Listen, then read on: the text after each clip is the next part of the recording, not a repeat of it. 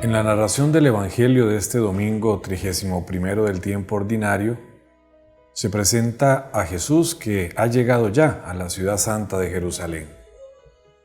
San Marcos relata que Jesús, una vez llegado a esta ciudad, tendrá distintos encuentros con fariseos, escribas y maestros de la ley, que generalmente le hacen preguntas para ponerlo a prueba y para poder acusarlo ante las autoridades y pedir su muerte. El último de estos encuentros es el que nos presenta la liturgia de la palabra este domingo. Un escriba hace una consulta a Jesús. ¿Cuál es el primero de todos los mandamientos? El modo de preguntar del escriba y el trasfondo de la pregunta parecen ser sinceras y que éste no busca hacer ningún daño a Cristo, sino que realmente desea una respuesta por parte del Maestro.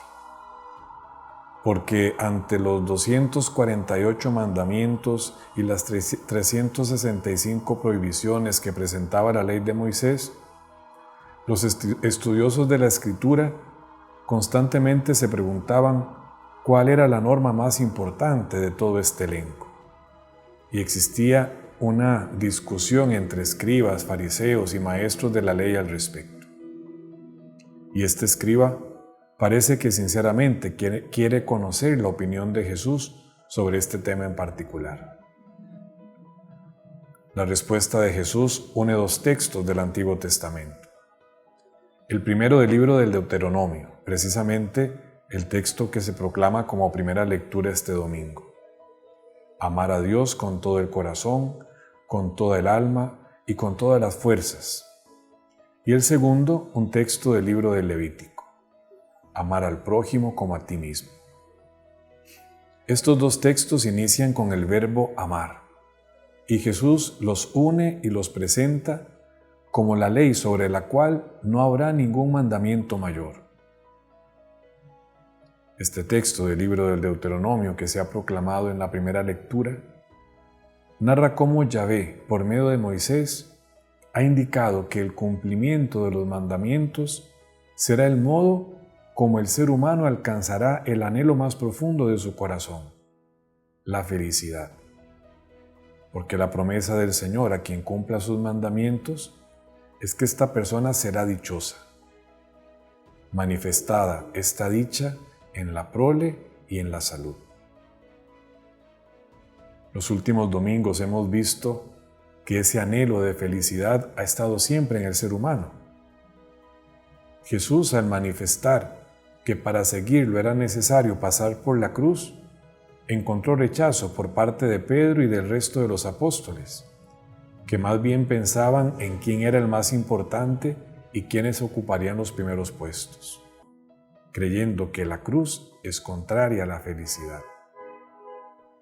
Asimismo, el joven rico se acerca a Jesús preguntando el modo de alcanzar la dicha plena, y el ciego Bartimeo se acerca a Jesús buscando la salud.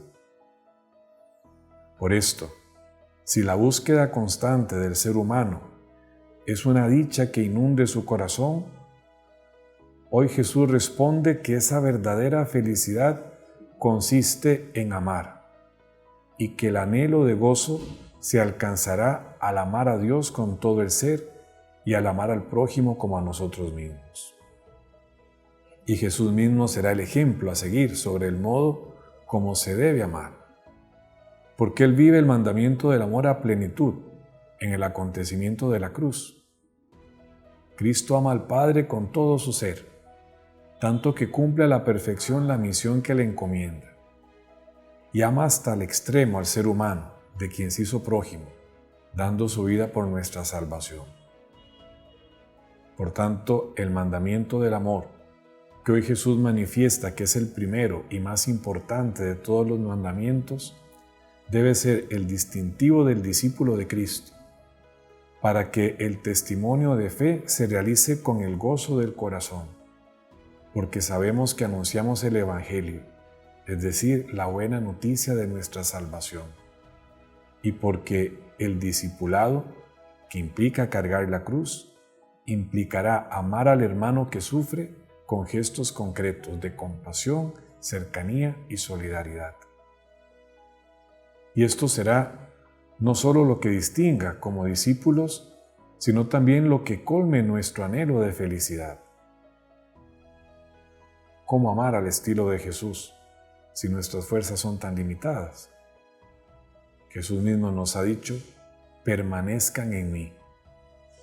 Por tanto, para amar como Jesús, debemos permanecer en Él y dejarnos amar por Él. Solo con la fuerza del amor de Dios será posible vivir el amor con la radicalidad que nos pide Jesús. Nos dice el Papa Francisco: Dios, que es amor, nos ha creado por amor y para que podamos amar a los otros permaneciendo unidos a Él. Sería ilusorio pretender amar al prójimo sin amar a Dios, y sería también ilusorio pretender amar a Dios sin amar al prójimo.